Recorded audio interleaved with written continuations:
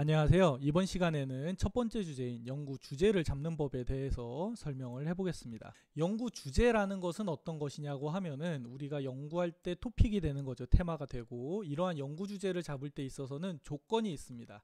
가장 중요한 조건은 무엇이냐면은 우리 인류가 기존에 모르고 있는 내용이어야 됩니다. 즉 새로워야 한다는 사실입니다. 이걸 너벌티라고 하죠. 새로운 사실이어야 된다.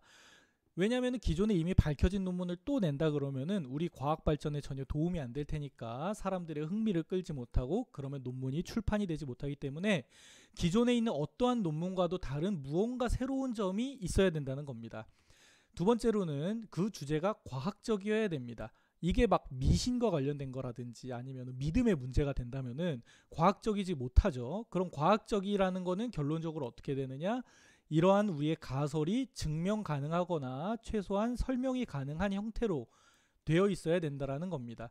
그래서 과학적인 증거를 들어서 본인의 가설을 검증해 나가는 것이 곧 논문이 되는 거죠. 그 다음으로 논문이 기본적으로 출판이 돼야 되기 때문에, 출판이 되기 위해서는 어떻게 해야겠어요? 잡지를 읽는 독자들의 흥미를 끌 수 있는 내용이어야 됩니다. 그리고 사실 숨어있는 조건 중에 굉장히 중요한 요건이 뭐냐면은, 앞에 있는 모든 조건을 갖추고 있더라도 본인의 연구실이 이러한 실험을 할 수 있는 여건이 안 된다면은 연구를 진행할 수가 없겠죠. 그렇기 때문에 연구실에서 갖추고 있는 실험 도구나 실험 기법, 실험 자원, 예를 들어 어떤 기기가 있다든지 시약이라던가 샘플이 있다든지 하는 실험 자원도 있어야 되고, 이러한 실험을 할 수 있는 전문적인 인력을 갖추고 있어야 되고, 해당 랩의 연구 일정 같은 것들이 충분히 본 연구를 위해 할애할 수 있을 만큼의 시간도 있어야 되고 하는 등 실제적으로 갖춰야 될 조건은 많이 있습니다. 그런데 이러한 이론적인 내용은 강의나 다른 데서 수업에서 많이 배우셨을 거고요. 실제로 이러한 연구 주제를 잡기 위해서 실전적으로 도움이 되는 거 말씀드리자면은, 무조건 연구 주제를 잡기 위해 제일 먼저 해야 되는 거는 바로 공부부터 하는 겁니다. 왜냐? 우리가 연구 주제에서 가장 중요한 거는 방금 첫 번째 말씀드린 너벌티, 무언가 새로운 점이 있어야 된다라는 건데, 우리 인류가 아직 모르는 새로운 거를 찾아내기 위해서 하는 것이 연구입니다. 그럼 우리 인류가 모르는 것을 우리가 찾아내기 위해서는 무엇을 해야 되느냐? 일단 우리 인류가 어디까지 알고 있는지를 알아야지 우리가 무엇을 모르는지를 알게 되죠. 그럼 우리 인류의 지식이 어디까지 알고 있는지를 알아보기 위해서 열심히 공부를 해야 됩니다.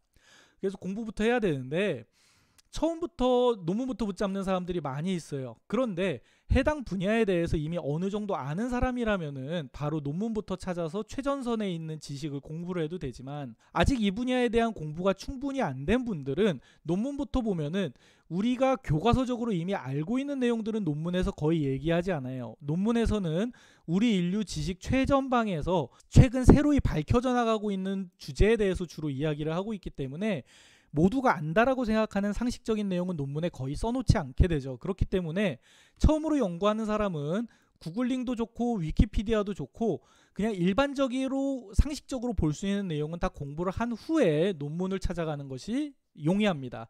그리고 만약에 내가 이 분야를 앞으로 본격적으로 그리고 지속적으로 계속 연구를 해나갈 생각이 있다라고 치면은, 당장 내 토픽만 관련해서 구글이랑 위키피디아로 찾아보는 걸 넘어서 내가 하려고 하는 학계의 기본적인 교과서를 공부를 해서 전반적인 학문의 범위와 잘 알려져 있는 내용들이 익숙해지는 것이 새로이 내 연구 범주를 넓혀 나가거나 혹은 연구하다가 막히는 점이 나왔을 때 이걸 뚫고 나가기에 굉장히 유리하게 되는 거죠. 예를 들어 내가 우울증에 대해서 연구를 한다 그랬을 때 딱 우울증에 관련돼서만 공부를 하는 게 아니고 전반적인 신경과학이라든지 전반적인 정신과학에 대해서 다 공부를 해놓는다고 치면은, 내가 우울증을 연구하다가 보니까 알고 보니까 이 쥐가 우울한 것뿐만이 아니고 불안한 증상까지 같이 보인다고 하면은, 신경이랑 정신 공부를 다 해놨다면은 불안장애 쪽으로 나의 연구 범위를 확장해 나갈 수가 있게 되는데, 내가 딱 주제에 해당하는 우울증만 공부를 했다라고 치면은